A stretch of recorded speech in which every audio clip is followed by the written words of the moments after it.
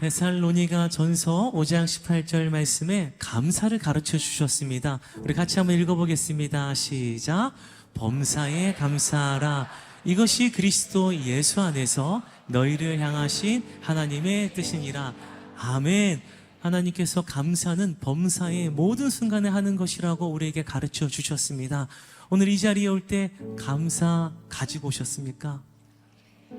0.2초 늦게 아멘이 나왔어요. 앞에 청년에게 물어보고 싶어요. 어떤 감사를 가지고 나왔는지. 근데 청년들이 눈빛이 너무 흔들려서 안 되겠어요. 네.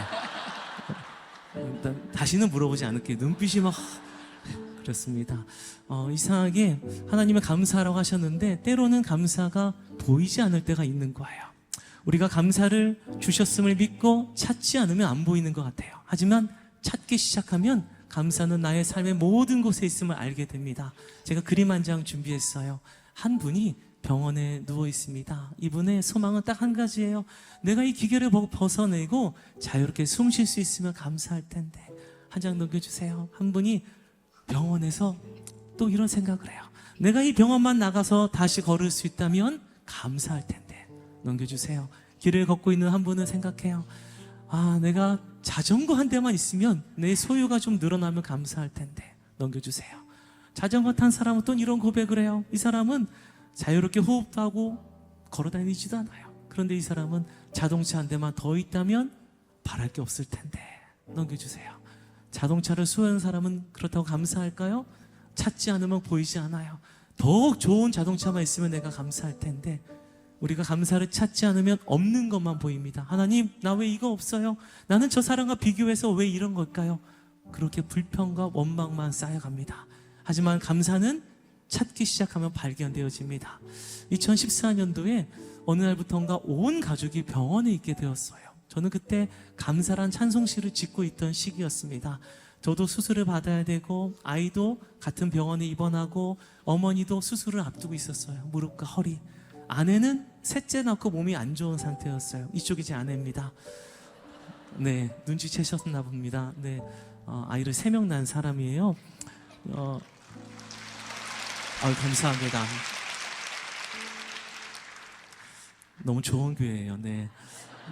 지금 첫 아이가 전 고등학생이고요. 둘째는 중학생, 막내 초등학생인데요. 둘째 아이도 아파서 입원하고 아내도 아픈데 제가 할 수 있는 일이 하나도 없어서 사방이 막힌 것 같았습니다. 매일 병원 주차장에 가서 눈물만 흘리고 있었습니다.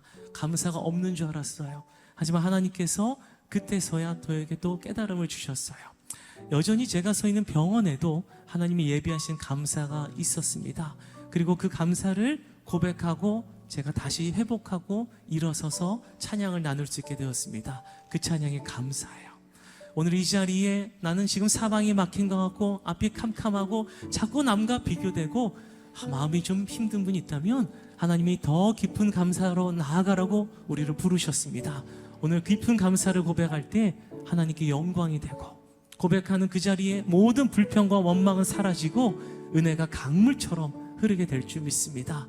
네, 스펄전 목사님이라는 분이 이런 고백을 남겼습니다. 별빛 보고 감사하면 주님은 그 사람에게 달빛 주시고 달빛 보고 감사하면 햇빛 주시고 햇빛 보고 감사하면 영원히 지지 않는 은혜의 빛을 주신다 말씀하셨습니다. 우리가 별빛 보고 감사 못 찾으면 달빛이 비춰와도 그 사람은 원망합니다. 달빛 보고 감사 못하면 햇빛이 비춰와도 그저 낙심할 뿐입니다. 하지만 아주 작은 일에 감사하는 사람이 그 열매를 맺어가고 은혜의 빛 가운데 거하게 될 줄 믿습니다. 아멘. 다시 한번 감사하기로 결단하는 분은 하나님께 박수 영광 올립시다. 주님, 주님으로 인해 나는 감사하겠습니다. 환경 보지 않고 주님 보겠습니다. 아멘. 오늘 말씀 잠깐 보도록 하겠습니다. 사도행전 16장 25절 26절 말씀입니다. 우리 다 같이 합독하겠습니다. 시작. 한밤중에 바울과 실라가 기도하고 하나님을 찬송하며 죄수들이 듣더라.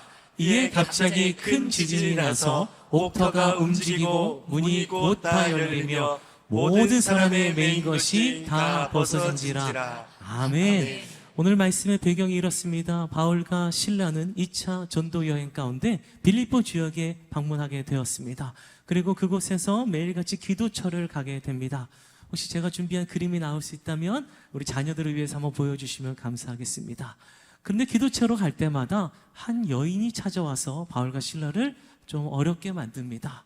그런데 이 여종은 귀신 들린 거예요. 그리고 이 여종은 귀신 들려 점을 치는 사람입니다.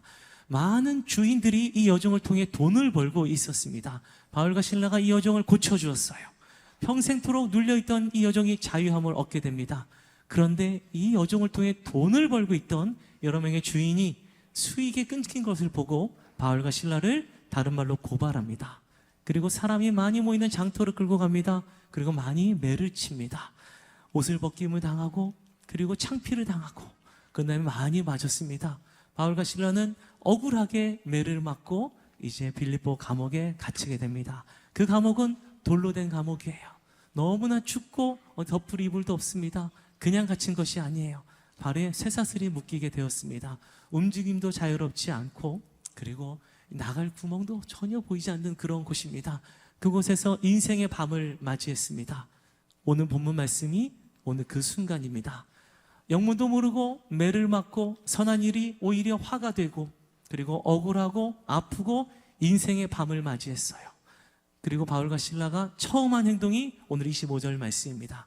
바울과 실라는 매를 맞고 가장 처음 한 행동이 한밤중에 바울과 실라가 아무도 찾아올 수 없는 한밤중에 아무것도 보이지 않는 한밤중에 바울과 실라가 가장 먼저 한 행동 기도하고 찬송하며 죄수들이 듣더라. 저는 그 말씀을 보고 의아한 거예요. 어떻게 억울하고 아프고 막막하고 두렵고 자유롭지 않은 상태에서 어떻게 기도할 수 있을까? 어떻게 찬양할 수 있을까? 의문이 들어서 몇 날 며칠 그 말씀을 마음에 두고 묵상하며 살아갈 때에 어느 날 하나님이 제 마음 가운데 한 단어를 주셨어요. 바로 충만이었습니다. 바울과 실라의 마음에는 이미 세상 염려가 근심이 두려움이 공허함이 들어오지 못할 정도로 마음이 충만했던 거예요. 무엇으로 충만했겠습니까? 예수님의 영으로 충만했습니다. 복음으로 충만했습니다. 말씀으로 충만했습니다. 그들 가운데 세상 것이 들어오지 못할 정도로 이미 충만했던 것입니다. 저는 바울과 실라가 충만했기 때문에 그곳에서 찬양할 수 있었음을 깨닫게 되었습니다. 충만한 사람은 찬송할 수 없는 곳이라 해도 찬송할 수 있습니다. 충만한 사람은 어디서나 기도하는 것입니다. 그 이유가 무엇입니까? 충만한 사람은 시선이 다릅니다. 바울과 실라는 갇히고 나서 감옥에 쇠사슬을 보지 않았어요. 두려움을 보지 않았습니다. 내가 여기서 어떻게 나갈까? 그저 환경을 보지 않았어요. 충만한 사람은 환경보다 예수님을 먼저 바라보는 것입니다. 시선이 다른 것입니다. 지금 내가 묶인 상황이 중요한 것이 아니에요. 내가 억울한 것이 중요한 것이 아닙니다. 지금도 나와 함께 하시는 예수님을 바라보는 것입니다. 그리고 천지에 충만하신 주님이 이곳에도 함께 하심을 확신하고 있었던 것입니다. 오늘 충만한 사람은 내가 서 있는 자리에 주님이 함께 하시고 여전히 날 도우시고 놀라운 계획으로 날 인도하심을 믿는 사람인 줄 믿습니다. 오늘 이 자리에 계신 우리 귀한 성도님, 우리 아주 어린 아이부터 우리 귀한 노년의 성도님까지 모두 심령이 예수님으로 충만해지기를 간절히 소망합니다. 그 충만한 사람이 기도할 수 없는 그곳에서 기도할 때에 나타났던 역사가 26절입니다. 바울과 실라가 기도할 때에 찬양할 때에 죄수들이 들었어요. 담대했습니다. 그리고 이런 역사가 일어났죠. 묶인 것이 풀리고 닫힌 문이 열렸습니다. 그런데 바울과 실라 것만이 아니에요. 그 죄수들이 모든 사람들, 그 찬송 소리가 울려 퍼지는 곳에 있는 모든 사람들의 묶인 것과 닫힌 것이 풀리고 열렸습니다. 우리가 가정으로 돌아가서 충만한 사람이 되어서 가정에서 기도하고 찬양하는 삶을 살아낼 때에, 일터로 가서 그렇게 살아낼 때에 우리 가정의 묶인 문제가 풀려질 줄 믿습니다. 우리 일터에 막혔다고 생각하는 문이 전혀 열려지게 될 줄 믿습니다. 하나님은 동일하세요. 2000년 전에 빌립보 감옥에 역사하시던 하나님은 오늘 우리 가정에도 함께 하시고 우리 가정에도 역사하시기를 원하십니다. 우리가 충만할 때에, 기도할 때에, 찬양할 때에 그대로 이루어질 줄 믿습니다. 저는 이 말씀 붙잡고 충만이라는 시를 써내려가게 되었습니다. 충만한 사람은 시선이 다르고, 충만한 사람은 세상을 부러워하지 않고 두려워하지 않습니다. 그렇게 시를 다 쓰고 매일같이 혼자 부르고 다니고 있을 때였습니다. 어느 날 한 가장 친한 분이 저를 찾아왔어요. 근데 그분이 저를 보고 일찍 집으로 돌아가셨는데 저는 영문을 몰랐습니다. 이분이 왜 나를 찾아오셨을까? 그리고 하루가 지났습니다. 다음 날이 되는데 저희 스마트폰에 많은 문자가 도착했어요. 그 문자는 일회에 출금할 수 있는 정도의 저의 통장에 있는 돈이 빠져나가는 문자였습니다. 저는 당연히 스팸 문자라 생각했지만 계속 오는 문자에 당황해서 아침 일찍 은행에 갔더니 정말로 빠져나갔다는 걸 제가 깨닫게 되었어요. 그리고 나서 CCTV를 통해 확인하고자 했지만 고소를 하지 않은 이상은 보여줄 수 없다는 저 은행 직원의 말씀을 들었습니다. 그리고 댁으로 집으로 돌아와서 이 일이 어떻게 된 것인가 혼자 곰곰이 생각할 때에 갑자기 어제 불현듯 저를 찾아왔던 분이 생각이 났어요. 저는 그분을 의심하는 것조차 제게는 너무 큰 죄 같아서 한동안 생각을 접어두었다가 또 시간이 지났는데 또 생각이 나서 조심스레 문자를 보냈어요. 근데 그분은 답을 하지 않으셨습니다. 전화도 받지 않으셨어요. 그것이 40번의 문자와 40번의 전화였고 6년 전에 일어났던 일이 지금까지 해결되지 않았습니다. 전 그분이 또 저를 그런 계획을 가지고 저에게 오셨다는 걸 알게 되었고 그로 인해서 제가 가진 대부분이 사라졌다는 것을 알게 되었습니다. 이 일이 가정 안에 퍼지면서 어머니도 울고 아내도 울고 저도 눈물이 터질 것 같아서 저는 제가 음악 작업을 하는 음악 녹음실로 다시 가게 되었습니다. 그리고 망연자실하게 제가 앉아 있는데 저는 항상 작곡을 할 때면 한 1년 정도 불러보는 습관이 있어요. 아니면 수개월 동안 불러봅니다.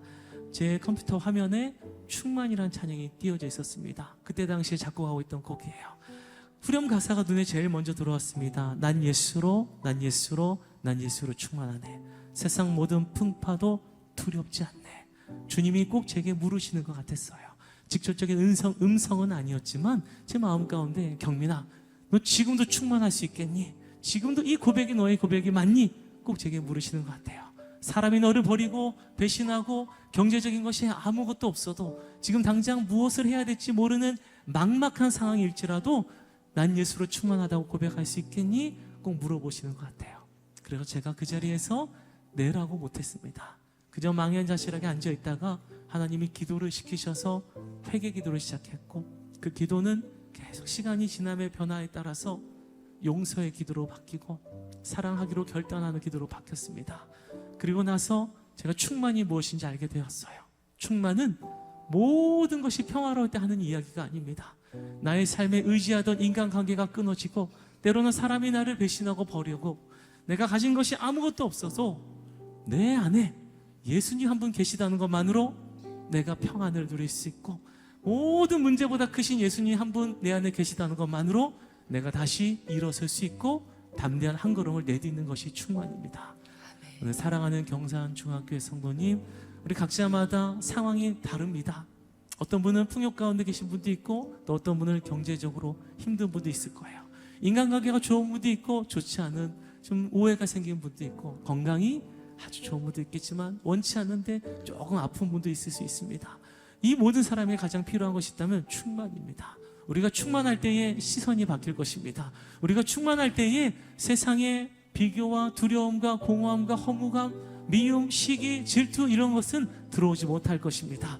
그리고 우리는 찬양할 것이고 그 자리에 기도할 것이고 하나님이 풀리게 하는 역사, 열리게 하는 역사를 우리가 목도할 것입니다. 그리고 주님을 더 뜨겁게 살아갈 것이고 더 경배하는 사람이 될 줄 믿습니다. 아멘. 오늘 이 시간 주님, 나도 다시 충만하게 원합니다. 아멘. 예수님으로 더 내 인생이 가득 채워지기 원합니다. 아멘. 내 인생 예수님 한 분이면 충분합니다. 이야, 우리 은혜의 하나님께 영광을 올리겠습니다.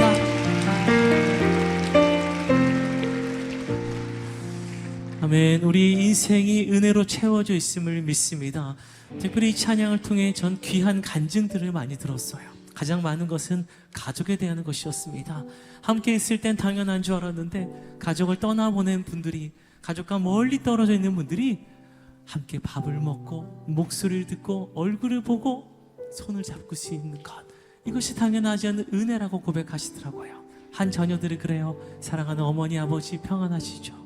엄마가 해주는 밥을 먹고 아빠와 이야기하는 것이 당연한 줄 알았는데 두 분 천국 가시고 나서야 우리가 함께 했던 시간이 은혜였고 두 분은 은혜의 선물이었음을 알게 되었습니다. 우리 또 만나요.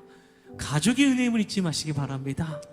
또한 믿음의 가족도 당연하지 않고 은혜의 선물입니다. 저는 성가대를 지휘하는 사람이었는데요, 가장 앞줄에 계신 권사님, 매주 가장 일찍 나오시는 분이 다음 주에 안 보이시는데 그분의 소천 소식을 주보를 통해 알게 되었습니다. 갑작스러운 부르심을 받은 거예요. 저는 그 전주가 마지막인지 몰랐습니다. 그저 다음 주에 보겠지 생각하고 있어요. 우리에게 정해진 시간이 있습니다. 우리는 알 수 없는 시간이 있어요. 우리가 할 수 있는 것은 함께 있는 동안에 최선을 다해 사랑하고 손잡아주고 눈물 닦아주고 기도해주고 함께 붙잡고 이 험한 세상 살아가야 될 줄 믿습니다. 하나님이 그렇게 우리를 살아가게 하기 위해서 우리 경산중앙교회 믿음의 공동체로 묶어주신 줄 믿습니다. 아멘. 오늘 좌우에 있는 분 한번 바라보시면서 진심을 다해서 이렇게 인사하고 안아주세요. 당신은 은혜의 선물입니다. 사랑합니다. 한번 안아주세요. 바로 당신이 은혜의 선물입니다. 우리가 함께 있는 것이 그것이 은혜입니다. 사랑합니다. 사랑합니다. 아멘. 오늘 이 시간 주님, 우리 교회가 세워진 것도 은혜, 우리가 함께 예배하는 것도 은혜, 내가 내 심장이 뛰고 두 발에 힘 주시고 이 자리에 나올 수 있는 것도 은혜라고 고백할 수 있는 분은 우리 목소리로 한번 하나님께 올려드립시다. 모든 것이 은혜, 모든 것이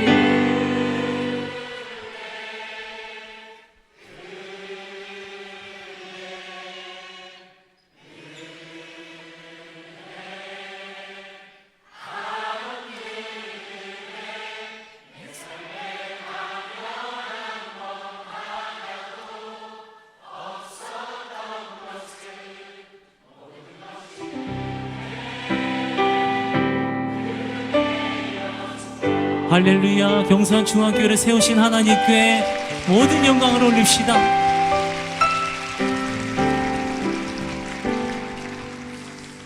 아멘. 마태복음 28장 20절 예수님이 이렇게 약속하셨습니다. 내가 세상 끝날까지 너희와 항상 함께 있으리라. 이 약속의 말씀은 오늘도 살아 있습니다. 약속하신 분이 우리와 함께 하시는 줄 믿습니다.